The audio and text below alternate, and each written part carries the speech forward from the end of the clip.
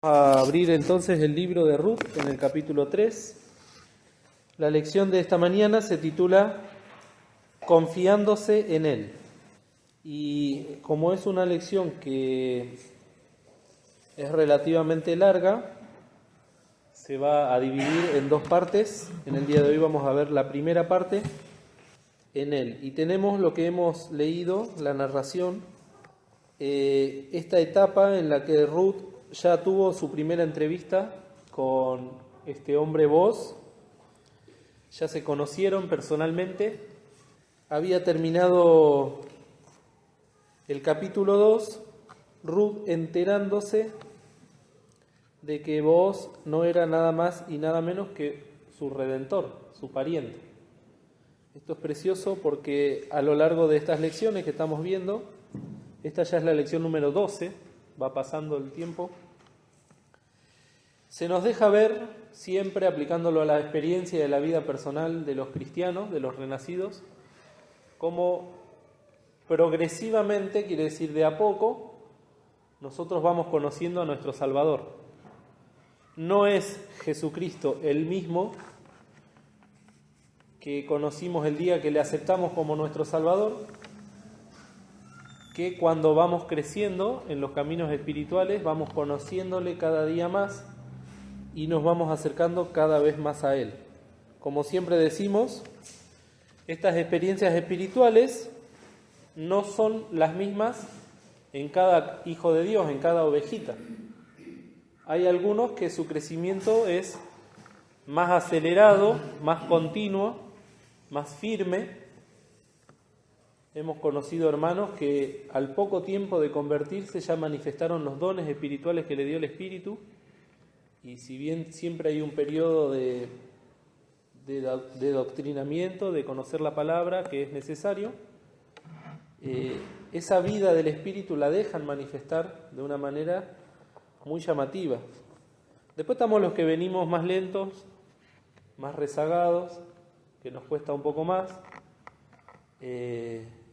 tener esa clase de conocimiento, de acercamiento a Cristo, dejar que el Espíritu Santo obre en nuestras vidas, que nos utilice, no solo ser un hijo de Dios, sino ser un siervo de Dios. Ya es toda una etapa de la vida cristiana que no es para todos, o si bien el llamado es para todos, como dice el Señor, muchos son llamados y pocos escogidos, porque simplemente hay muchos que rechazan ese llamado o lo desatienden, no lo quieren escuchar y están más inmersos en sus cuestiones, en su vida personal. Hay cosas que todavía no las entendieron. Entonces la vida del creyente en la vida de Ruth está trazada de una manera, ¿cómo podemos decir? De manera ejemplar, en el sentido que nos sirve de ejemplo. Así debería ser el crecimiento espiritual de cada hijo de Dios. Ahora bien, cada uno de nosotros tiene sus tiempos y sus experiencias con el Señor. Lo que estas lecciones tratan de hacer, entiendo yo, en mi humilde opinión, es mostrarnos aquellas cosas que deberíamos experimentar con el Señor y que nos sirvan también de disparador, que nos sirva de pregunta para ver si las estamos viviendo o no. Quizás todavía estoy en la etapa en que acepté al Señor como mi Salvador y todavía estoy en Moab, como le pasó a Ruth. En un momento ella decidió ir a Israel, pero a partir de ahí empezó su crecimiento espiritual. En este caso, esta experiencia que vive ella en el capítulo 3 es una experiencia que en la lección habla de que a ella ahora se proponía actualizar su fe. Me llamó la atención esa palabra. Este libro se escribió hace más o menos 100 años. No es un libro moderno de una inclinación también teológica moderna ni nada por el estilo. Es un libro antiguo que estamos estudiando y que usa esta frase, ¿no? Actualizar su fe. Nosotros hoy en día diríamos renovar sus experiencias con el Señor, renovar la fe, porque esa también es una experiencia que se tiene que renovar de día en día. Y ahí en Juan dice que vamos creciendo de fe en fe. Todos los días tenemos una experiencia, todos los días vamos a tener quizás una experiencia triste, quizás una experiencia alegre, quizás una experiencia que nos sacuda nuestra comodidad y nuestra, ¿cómo se dice?, nuestra zona de confort. Pero son todas cosas que el Señor nos va mandando para que vayamos actualizando nuestra fe. Este capítulo 3, entonces, si vamos a leerlo, la semana pasada ya se trató una parte donde se hablaba de que vos estaba aventando esta noche la parva de las cebadas. Y se tocó bastante en detalle el tema del aventamiento. Recordemos que era la tarea que estaba asignada para los señores, para los amos, y que ellos eran los que separaban o la paja del trigo, o en este caso la cebada de la paja. Y nos habla de ese poder que tiene el Señor, esa mirada que tiene el Señor para discernir y para separar aquellas cosas que sirven, aquellas cosas que no sirven. Se leyó allí en 1 Corintios 3 cómo el Señor va a hacer la prueba con el fuego, y lo que es madera, heno y hojarasca no ha de pasar. Pero después, esta suegra que se llamaba Noemí le da a Ruth 4 directivas muy concretas que están a lo largo del capítulo 3 y que es increíble, por lo menos a mí me parece increíble, más que increíble porque lo creo, llamativo. Increíble es que no lo creo, yo lo creo, pero me llama la atención cómo la personalidad de Ruth, el alma de Ruth, no era un alma altiva. ¿Qué quiere decir? Que no era un alma orgullosa. Lo vamos a ir viendo a lo largo de la lección, pero todo lo que a ella se le decía, a pesar de que ella era una mujer, no era una niña, no era una jovencita, era una mujer que ya había estado casada, era dócil. Eso es lo contrario a ser altivo. Y es algo que el Señor Jesús quiere que nosotros aprendamos. Porque ¿qué dice el Señor Jesús? Aprended de mí, que soy ¿qué? Manso y humilde de corazón. Por eso vemos que todas estas lecciones nos tienen que llevar a nuestra experiencia personal con el Señor. Si no, nos vamos a llenar de conocimiento de lo que le pasaba a Ruth, pero no, ese conocimiento nunca nos va a tocar a nosotros. Y entonces la suegra le da instrucciones. Fíjense en el versículo 5, después vamos a ver las instrucciones, pero ¿qué le responde después de todas esas instrucciones? ¿Quién lee? Ruth 3:5. Y respondió: haré todo lo que tú me mandares. Esta frase es muy fuerte, espiritualmente hablando. Si la analizamos un poco,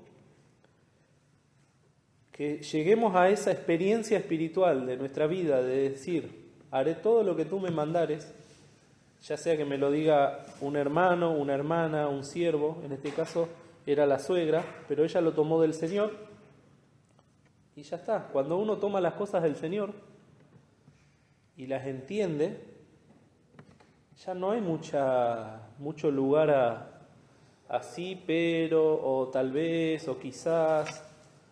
Siempre hemos escuchado de nuestros mayores ese momento en su vida en el que entendieron, por ejemplo, el testimonio Filadelfia. Ellos lo entendieron y ya está, no hubo vuelta atrás. Yo entendí que tenía que estar acá en esta iglesia, no en otra. Entendí que tengo que dejar la denominación, entendí que tengo que dejar determinada versión de la Biblia o determinada forma de vestirme o determinada forma de adorar. Ayer veíamos con los chicos en la clase de preadolescentes por qué en nuestras iglesias no usamos o no tocamos determinado tipo de música o determinado tipo de instrumentos. Fue muy linda la clase y los chicos salieron muy bendecidos y los grandes también. Y son todas cosas que hay un momento en la vida en que las entendemos y cuando las entendemos ya está. Yo ya lo entendí. Y ella iba haciendo esto, ella iba comprometiéndose, iba identificándose. Esa es una palabra que a nosotros nos es muy cara, nos es muy importante, identificarse, ¿no? Con la palabra, identificarse con la doctrina, identificarse con la iglesia a la que vamos, identificarse con el mensaje que se predica. Esa palabra es muy fuerte, identificarse. Cuando uno se identifica con algo, ya está. Ya después no hay vuelta atrás. A menos que pase algo muy grosero, el Señor nos va a hacer quedarnos en el lugar en el que nos puso. Y Ruth ya se había identificado con Noemí. Y con ella se había identificado con todo lo que tiene que ver con el pueblo de Israel. Recordemos que ella era una mujer extranjera, que tenía otras tradiciones, tenía otros dioses, otras costumbres. Pero desde el momento en que creyó, ya la vida vieja quedó atrás. Como el corito que cantamos, ¿no? Hace mucho que no se canta. He decidido seguir a Cristo. La vida vieja ya he dejado, no vuelvo atrás. Esa es la experiencia de esta preciosa sierva del Señor.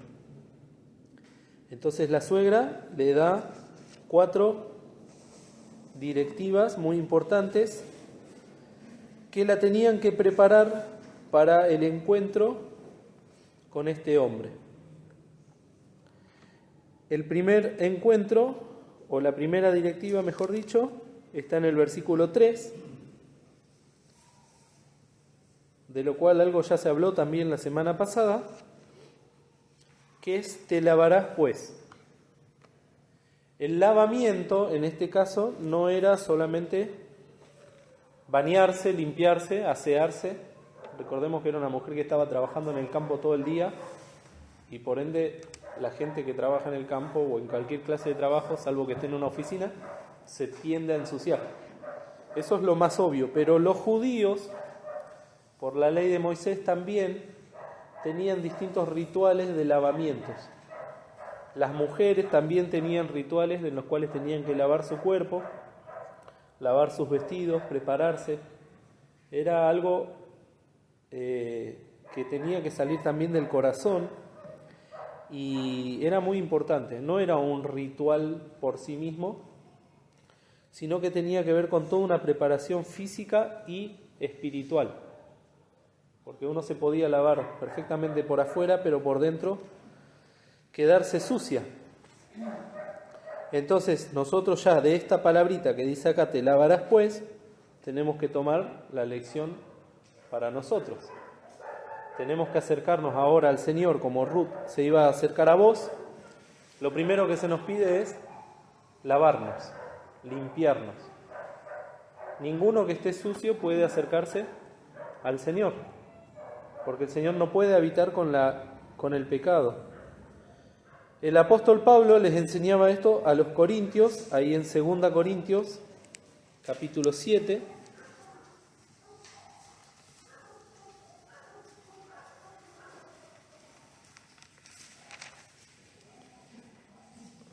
Pensemos también que los corintios eran hermanos en Cristo que habían creído en el Señor, pero venían de toda una vida y de unas costumbres en el mundo. Ellos no eran judíos de nacimiento. Así que tenían que aprender muchas cosas como las tenemos que aprender nosotros. Y en 2 Corintios 7, versículo 1, dice: así que, amados, pues tenemos tales promesas, limpiémonos de toda inmundicia de carne y de espíritu, perfeccionando la santificación en temor de Dios. Fíjense la distinción que hace acá el apóstol. Por un lado, la limpieza de la carne, y por otro lado, la limpieza en el espíritu. Ya es algo más profundo a lo que el Señor quiere llegar. Por eso decimos que el Señor apunta a todas nuestras experiencias. Hay un texto que ya lo mencioné ayer y no lo busqué, y sé que lo tengo anotado por acá, que habla de que tenemos que prestarle atención no solo al cuerpo, sino también al alma y al espíritu.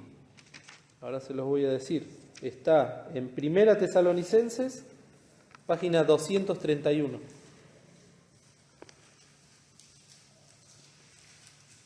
Primera Tesalonicenses 5.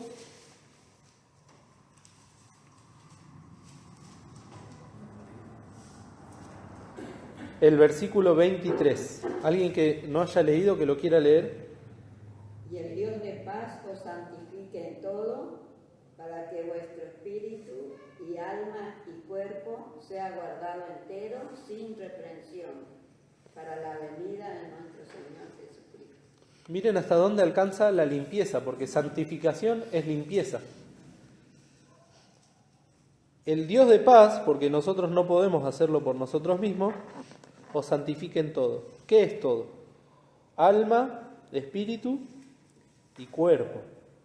Y todo eso pensando en el futuro. Por eso Pablo ahí a los Corintios les decía, tenemos tales promesas. La promesa es la venida del Señor Jesús. Si el Señor Jesús viene hoy, ¿cómo nos va a encontrar? El Espíritu Santo desea que nuestro cuerpo, nuestra alma y nuestro espíritu estén santificados y que sean guardados enteros sin reprensión para la venida de nuestro Señor Jesucristo. Y quizás nosotros ahora, con nuestros pecados, con nuestros achaques y con todo lo que venimos arrastrando, podamos pensar que esto es imposible. Y que sabemos, algunos sabemos, que el Señor no va a dejar pasar nada de todo eso al cielo. Pero lo cierto es que el Señor está esperando que nosotros arreglemos nuestras cuentas y nos limpiemos acá, ahora. De eso se trataba también la lección del domingo pasado. Sabemos que en el tribunal galardonador el Señor va a quemar todo lo que nos sirve. Pero lo que nos está pidiendo el Señor ahora es que lo vayamos quemando nosotros.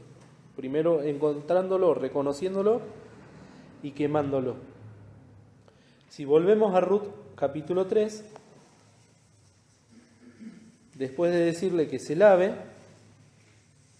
y que se desprenda de todas aquellas impurezas o impedimentos que espiritualmente hablando nos alejan del Señor, la segunda instrucción de la suegra es: te ungirás. Y la unción literalmente significa derramar sobre un cuerpo, ¿qué cosa? Aceite. La unción es derramar aceite.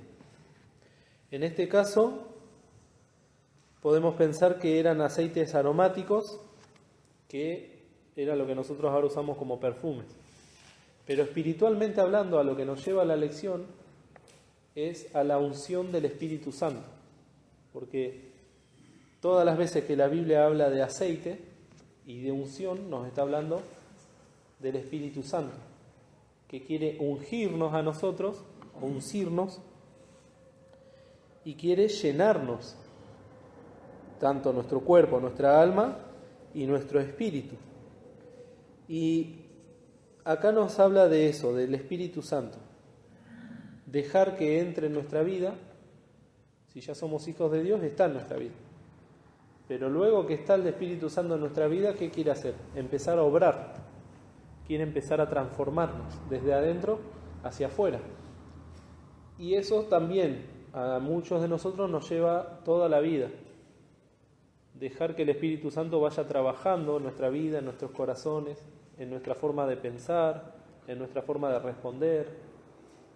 La filosofía que tenemos acerca de las cosas. Cada uno tiene un pensamiento, ¿no? O debería tener un pensamiento establecido acerca de algo, por ejemplo, de tal tema, de tal otro.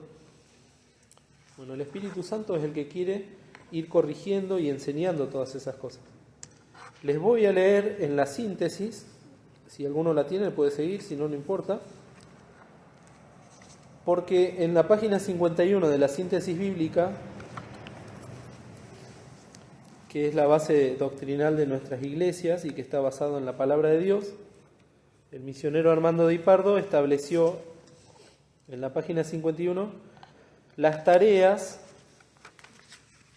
que le corresponden al Espíritu Santo como tercera persona de la Santísima Trinidad. Y fíjense, cuando Noemí le dice a Ruth, te ungirás, para nosotros ahora, en la dispensación de la gracia, significa todo esto, miren. Las tareas del Espíritu Santo son las siguientes: redarguye, convence de pecado e ilumina al pecador. Ninguno de nosotros puede darse cuenta siquiera que es pecador si no fuese por el Espíritu Santo. Porque no podemos. Por eso todo el mundo anda enceguecido a causa del pecado, a menos que venga el Espíritu Santo y le redarguya, le convenza que es un pecador y le ilumine acerca de sus pecados. Y da una serie de textos en los cuales se basa esto. Guía a ese pecador al arrepentimiento, la otra gran tarea del Espíritu Santo. Luego, guía a la verdad que es en Cristo Jesús. No nos va a llevar a ningún otro lado que a los pies del Señor Jesucristo, el Espíritu Santo. Porque esa es la tarea para la cual fue enviado. Da el don precioso de la fe al pecador arrepentido, que habiendo oído el Evangelio desea de corazón ser salvo. El Espíritu Santo me habló, me guió, me llevó a los pies de Cristo. Y ahora también me pone en el corazón la fe, si yo me arrepentí, para poder creer en el Señor. También están todos los textos que avalan esto. Luego, que el pecador se arrepintió, que creyó en el Señor, engendra y regenera al creyente y lo hace así hijo de Dios, viniendo a morar en su corazón y bautizándole en el cuerpo de Cristo. Da testimonio al espíritu del hombre de que ahora es un hijo de Dios. Ese lo conocemos, ese texto de Romanos capítulo 8. Una vez que una persona pasó a ser un hijo de Dios, santifica al renacido y lo transforma a la imagen de Cristo. Es lo que venimos diciendo de Ruth, ¿no? Primero creyó, luego se lavó y ahora se tiene que ungir. Todo eso es un resumen de lo que es la vida cristiana. Por eso les digo, a algunos nos lleva toda la vida poder llegar a tener estas experiencias de santificación y de comunión con el Señor. El punto número G. Produce en el renacido el fruto del Espíritu Santo. Caridad, gozo, paz, templanza, benignidad. Eso lo hace el Espíritu Santo. Lo llena con su plenitud. Cuando somos llenos del Espíritu Santo se nota. Si no, el Espíritu Santo está, como decirlo, en un rincón.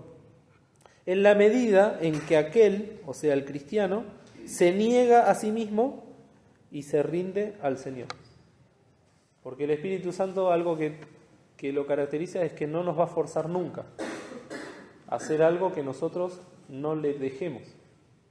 Por lo tanto, es una experiencia, como decíamos hoy, de identificación y de plenitud con el Señor. En la medida en que nosotros nos negamos a nosotros mismos y dejamos que el Espíritu obre en nuestra vida, nos va a llevar a crecer. Luego, da dones espirituales según su voluntad. El Espíritu Santo reparte dones espirituales a los hijos de Dios para la edificación espiritual del cuerpo de Cristo, que es la Iglesia, y su perfecto funcionamiento y testimonio, tanto en y al mundo, como también testimonio a los ángeles en los cielos.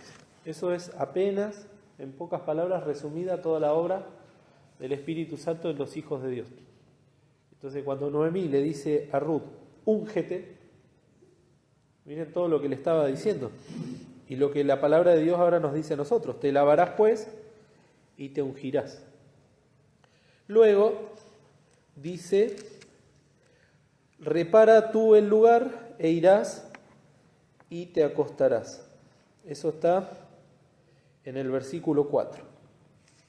Repara tú el lugar donde él se acostará e irás y descubrirás los pies y te acostarás allí y él te dirá lo que hayas de hacer. Esta parte es muy importante, este texto. Y, por ejemplo, mi esposa, que tiene que dar la clase a los chicos de 6 y 7 años, estaba bastante preocupada por cómo explicar este contexto. Porque ella, por instrucciones de la suegra, cuando él se iba a dormir ahí en la era, que era literalmente al lado de de los despojos y de la parva, como dice acá, ¿no? Al lado del montón, de todo lo que había trabajado, él fue a cenar, a beber y se fue a dormir. Y dice la suegra, la instruyó para que cuando esté durmiendo vaya y se acueste a sus pies. Muy distinto a lo que se tiende a hacer ahora para seducir a un hombre, ¿no? Sin entrar en mayores detalles. ¿Qué pasa? Cada vez a las mujeres o a las niñas se las instruye desde más pequeñas a hacer eso. O si no se las instruye, se las deja libradas a su suerte para que hagan eso. Acá le dijo, vas y te acostás a los pies. Y la respuesta de Ruth, ¿cuál fue? Voy a hacer todo lo que me mandares. Y esta es una señal que no sé si será muy clara o no, pero es muy evidente que es una señal de humillación. Ir a ponerse a los pies de una persona. Solamente los esclavos hacían eso. Yo pensaba hoy en día, ¿no?, que hay gente que duerme con los perros en casa. ¿Quiénes duermen a los pies de las personas? Los perros, ¿no? Yo, por ejemplo, no tengo perros, y tampoco creo que lo dejaría, pero hay gente que lo hace. Y en la antigüedad la gente dormía en el campo y los perros dormían ahí, a los pies de la gente, cuidando, estando atentos. Pero es una señal completa de humildad y de humillación, ir a acostarse a los pies de una persona. Ella ya se había presentado ante él. Fíjense, ahí en el versículo 2:7, cuando ella habló la primera vez con vos, aunque no sabía quién era todavía vos, ella le dice, ruégote que me dejes coger y juntar tras los segadores entre las gavillas. Entró pues y está donde por la mañana hasta ahora. Bueno, la primera parte, ¿no? Ruégote que me dejes coger y juntar tras los segadores entre las gavillas. Esa fue la primera petición. ¿Qué es lo que generalmente nosotros hacemos con el Señor? Vamos a ser sinceros. Siempre que nos acercamos al Señor, o la mayoría de las veces, ¿para qué es? Para pedirle. ¿O no? Señor, te pido por esto, te pido por esto, te pido por lo otro. Es nuestra inclinación más natural, acercarnos a Dios para pedir. En este caso, después de eso, y que a medida, dice la lección, ¿no? Lo voy a leer para no confundirme. La petición es el primer paso en la vida cristiana. No es tan mal. En ese caso ella le pidió trabajar en su campo. Nosotros le pedimos entrar a la vida del Señor, a la viña del Señor. Pero luego, a medida que uno desarrolla en sus conocimientos de Cristo, surge el deseo de ofrendarse a sí mismo. Y ahí ya es, por eso les digo, es otra etapa de la experiencia. Ya no vamos a ir al Señor a pedirle. Vamos a ir al Señor a darnos. Señor, me entrego a ti. Es una experiencia muy hermosa que también está traducida, o mejor dicho, resumida en Gálatas 2:20, que muchos de nosotros conocemos. ¿Qué dice Gálatas 2:20? ¿Alguno lo sabe de memoria?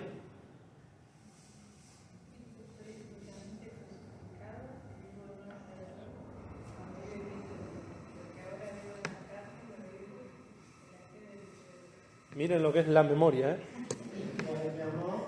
El cual me amó y se entregó a sí mismo por mí. Nos da lecciones de memoria la hermana. Con Cristo estoy juntamente crucificado, decía Pablo, y vivo no ya yo, mas vive Cristo en mí. Ahora Ruth decía, voy a hacer todo lo que me digas, porque ya está, yo ya no soy más Ruth la moabita. Ahora quiero pertenecer a la familia de vos, porque Él es mi Redentor. Y si me tengo que humillar, me voy a humillar. El texto que aprendieron hoy los chicos es en el Salmo 37, ¿no? Encomienda a Jehová tu camino. Espera en Él y Él hará. Entonces, esto, queridos, nos habla de mucha humildad, de mucha mansedumbre. Es un paladino, un ejemplo esta mujer Ruth de lo que realmente nosotros tendríamos que poner en práctica en nuestra vida. Pensemos que desde que ella aparece en la historia hasta este momento, humanamente hablando, todo lo que le pasó fueron cosas que tendrían que haber reforzado su orgullo, su soberbia, su desprecio hacia Dios, su desprecio hacia todo. Y por todo lo contrario, ella cada vez que algo le pasaba, se humillaba más. Ir a arrastrarse en el campo atrás de la gente para conseguir qué comer es algo humillante humanamente hablando. Ir a pedir trabajo en los campos de este hombre es algo humillante. Ahora, tener que ir y acostarse a los pies de él, esperar que él le hable. Ella no tenía que decir nada. Son todas cosas que si nosotros nos llegaran a decir el 10% de lo que tuvo que hacer Ruth, enseguida, no, yo para esto no estoy, no cuenten conmigo. Por eso es una lección que nos habla de mucha humildad. A mí por lo menos me quedó eso. Y yo puse, ¿no? Acá anoté en el costadito, es una humillación también progresiva. ¿Qué quiere decir? Que de a poco, a medida que ella lo iba conociendo a vos, también ella se iba humillando cada vez más. Que es como lo que venimos diciendo del Espíritu Santo, que quiere formar en nosotros ese carácter que tiene que estar caracterizado por la humildad. A Dios no le sirven los siervos orgullosos, no le sirven los siervos soberbios, sino todo lo contrario. Y me anoté, para que después lean si quieren, algunos ejemplos del Nuevo Testamento. El primero, cuando se le acerca al Señor Jesús la mujer sirofenisa. Sirofenisa porque vivían en los términos de Sidón, y de Tiro, que eran los fenicios, eran extranjeros. Esa mujer se acerca al Señor Jesús ahí en Marcos 7, del 24 al 29, y le pide que cure a la hija que tenía un demonio. El Señor Jesús, ¿qué le contesta? Primero me tengo que ocupar ¿de qué? De los hijos de la casa de Israel, porque no conviene dar la comida a los perros. O sea, en pocas palabras, ¿qué le estaba diciendo? El concepto que se tenía hacia los extranjeros de parte del pueblo de Israel, que todos los que no eran israelitas eran como perros. Sin embargo, ella en su humildad dijo, sí, Señor, pero aún los perrillos comen las migajas que caen de la mesa. ¿Tuvo humildad o tuvo soberbia la mujer sirofenisa? Muchísima humildad. No se dio vuelta cuando el Señor la trató de perro, sino que se quedó y le rogó, y el Señor alabó la fe de esta mujer y también la humildad.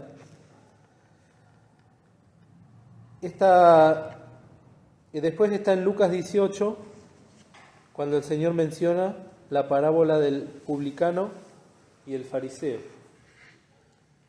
Y el publicano nos deja esta lección también, siendo un judío despreciado y desechado del pueblo, dice que no podía ni levantar la mirada, los ojos al cielo cuando oraba, en señal de humillación, y quería su pecho y oraba en Lucas 18, 13 y 14.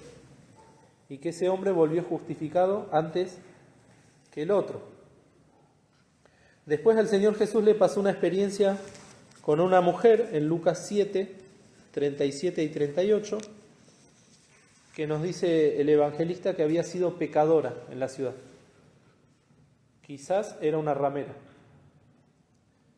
Y cuando lo vio el Señor Jesús y entró en casa de este fariseo, se arrimó a los pies del Señor Jesús y llorando derramaba sus lágrimas sobre los pies del Señor y los limpiaba con ungüento y los secaba con sus cabellos. Otra señal completa de ¿qué? De humillación y de humildad.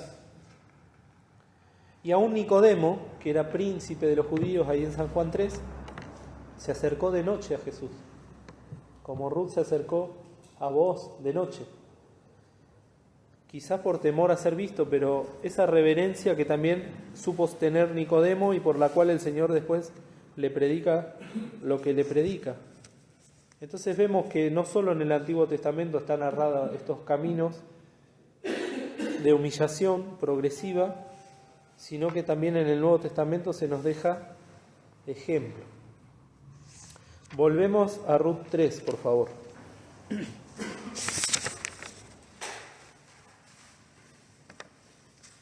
La cuarta instrucción que le dejó la suegra a Ruth fue: Él te dirá lo que hayas de hacer. Muy importante también esta instrucción, porque muchas veces nosotros tenemos también el ímpetu de querer hablarle a Dios. Sí, pero Señor, a mí me pasa esto, a mí me pasa lo otro, yo quiero esto, yo necesito. Acércate a sus pies y espera, le dijo Noemí. Y después Él te dirá lo que vayas a hacer.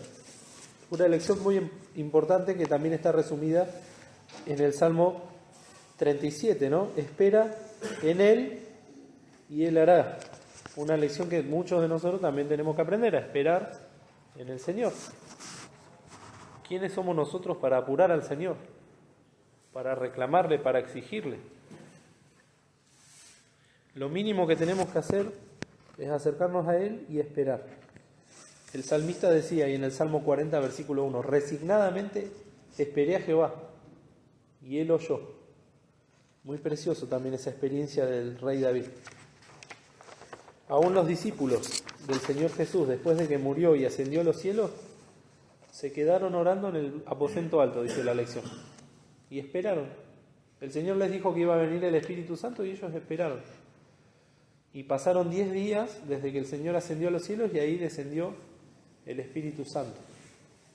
Pero lo que tenían que hacer en ese momento lo hicieron, que fue esperar. No se pusieron a hacer nada que no les correspondía. Y después viene entonces, si volvemos ahí a Ruth,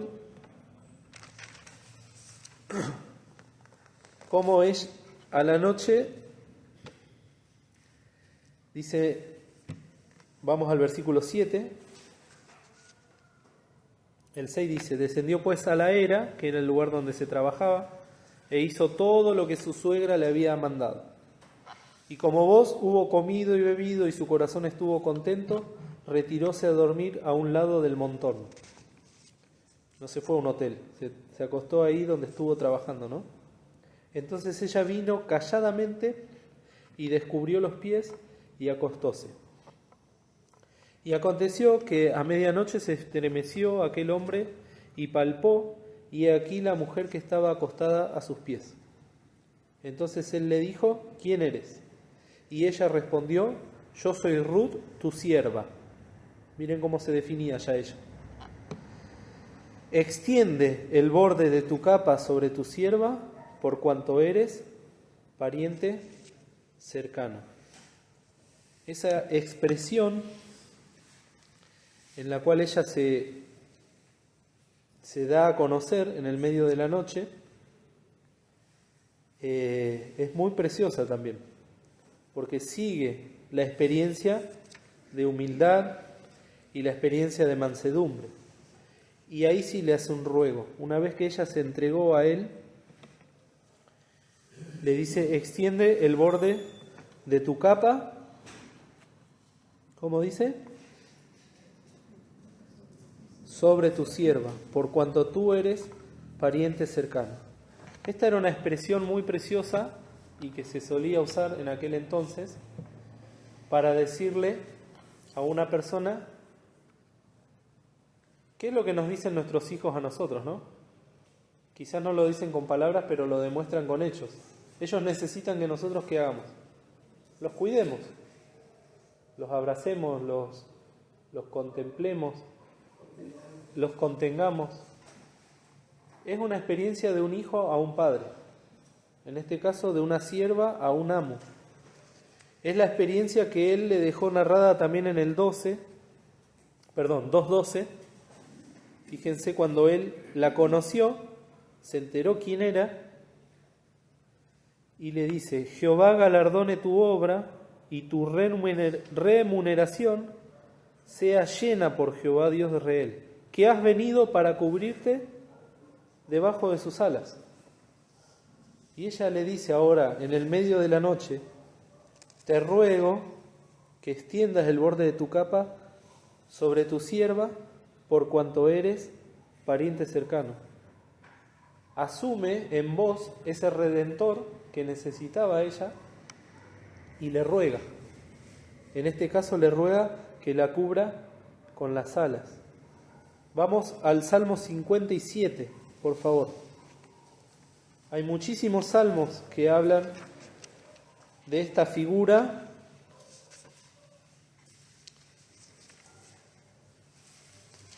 de una persona cobijándose bajo las alas del Señor.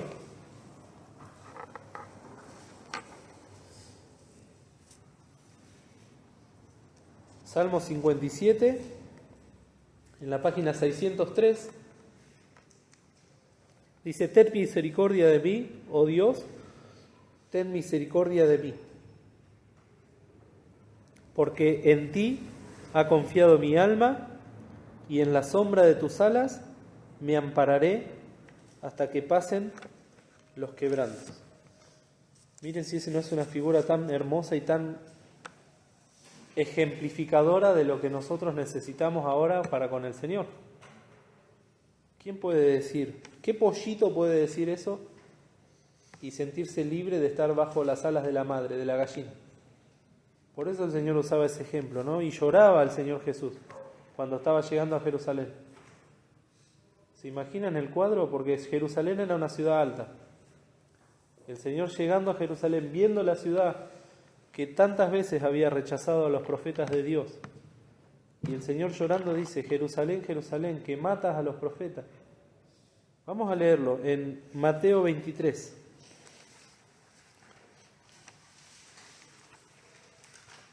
Mateo 23. Antes de ser crucificado.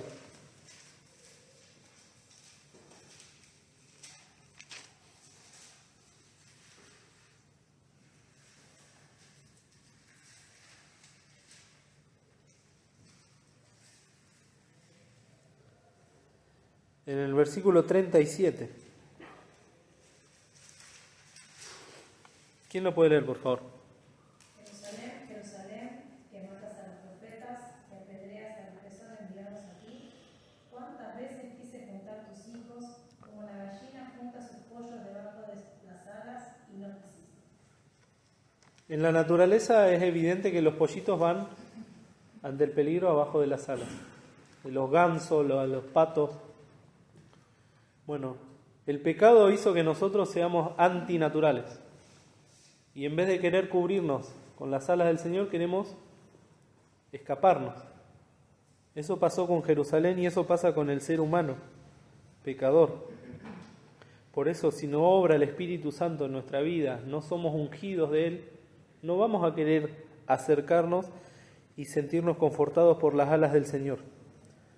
Ruth es un ejemplo de la obra del Espíritu Santo en el corazón de una persona.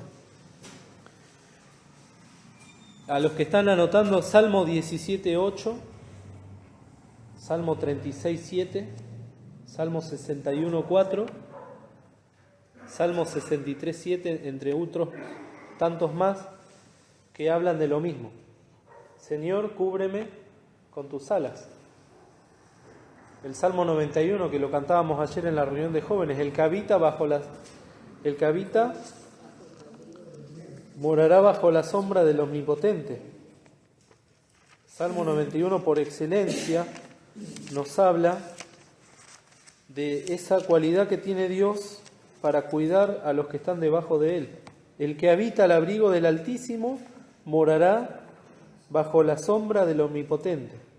Diré yo: Jehová, esperanza mía, castillo mío, mi Dios, en Él confiaré. Y Él te librará del lazo del cazador, de la peste destruidora. Con sus plumas te cubrirá, y debajo de sus alas estarás seguro, etcétera, etcétera, etcétera. Qué precioso, ¿eh? Sentir que tenemos un Dios así. Dice en la lección, ¿no? El pollito se mete debajo de la gallina y siente el latido del corazón de la madre. ¿Nosotros podemos sentir eso de Dios? ¿Llegamos a experimentar eso alguna vez en nuestra vida? ¿O simplemente lo conocemos acá y lo sabemos decir acá? Es una experiencia que el Señor nos está invitando a cada uno a llevarla a cabo. Y luego, queridos, esta forma de hablar de Ruth, que es la que nosotros ahora tenemos también por derecho, porque el Señor nos otorgó ese derecho a hacerla. Cúbreme con tus alas. Una persona que no es de Cristo no lo puede decir, no lo puede pedir. Por más que hagan todo lo que hagan, por más que hagan toda la religión que hagan, ellos no pueden pedirle a Dios, cúbreme con tus alas. Pero nosotros, dice ahí en Juan 1:12, mas a todos los que le recibieron dio les potestad de ser llamados hijos de Dios. En este caso, pollitos de la gallina. Y tenemos ese derecho precioso que nos viene del cielo para poder cubrirnos, siempre y cuando nos alleguemos a Él con un corazón contrito y humillado. El Señor dice, al corazón contrito y humillado no despreciarás tú, oh Dios. Y siempre decimos lo mismo, Dios resiste a los soberbios y da gracia a los humildes. Entonces, que el Señor nos pueda bendecir en esta mañana y que podamos aprender, ¿no?, de esta experiencia. No quedarnos tanto en los detalles de la historia, que de por sí son hermosos, sino que podamos aprender a contemplar al Señor que está esperando que nosotros le pidamos que nos cubra. Está esperando que le pidamos que nos proteja. Y para eso también tenemos que aprender de Ruth, ese camino de humillación. Que el Señor nos bendiga.